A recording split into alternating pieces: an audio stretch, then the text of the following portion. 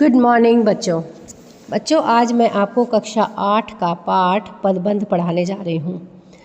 बच्चों पद क्या होते हैं ये अभी आपने जब चैप्टर पढ़ा था ना पद परिचय, तो उसमें बताया था कि शब्द स्वतंत्र होते हैं, लेकिन जब शब्द किसी वाक्य में जुड़ जाते हैं तो वो पद बन जाते हैं।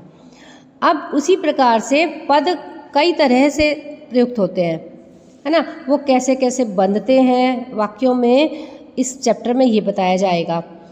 आपने पढ़ा होगा कि वर्णों का जो सार्थक समूह है वो शब्द कहलाता है और वाक्य में प्रयुक्त शब्द पद कहलाते हैं।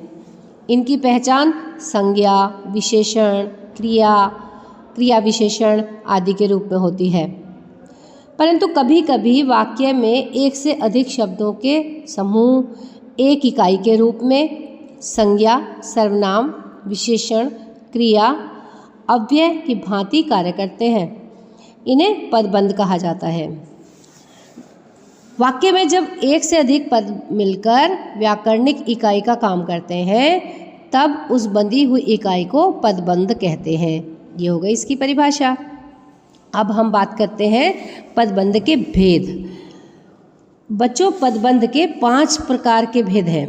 पहला है संज्ञा पदबंध, दूसरा सर्वनाम पदबंध, तीसरा विशेषण पदबंध और चौथा क्रिया पदबंध, पांचवा अव्यय पदबंध।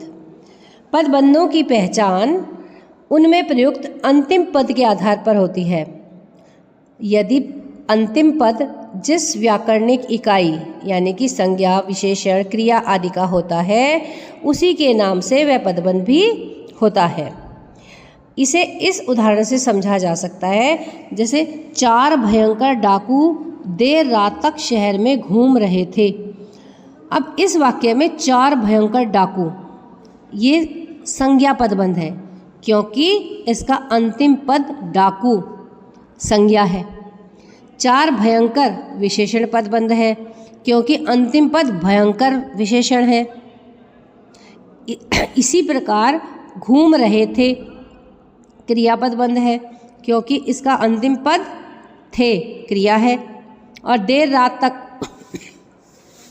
क्रिया विशेषण पदबंध है क्योंकि इसका अंतिम पद तक क्रिया विशेषण है। समझ में आया बच्चों? अब हम बात करते हैं संज्ञा पदबंध। वाक्य में संज्ञा पदों का काम करने वाले पदबंध संज्ञा पदबंध कहलाते हैं। संज्ञा पदबंध का अंतिम शब्द संज्ञा होता है। यह अंतिम संज्ञा शब्द ही अर्थ की दृष्टि से महत्वपूर्ण होता है क्योंकि इसके अंग प्रायः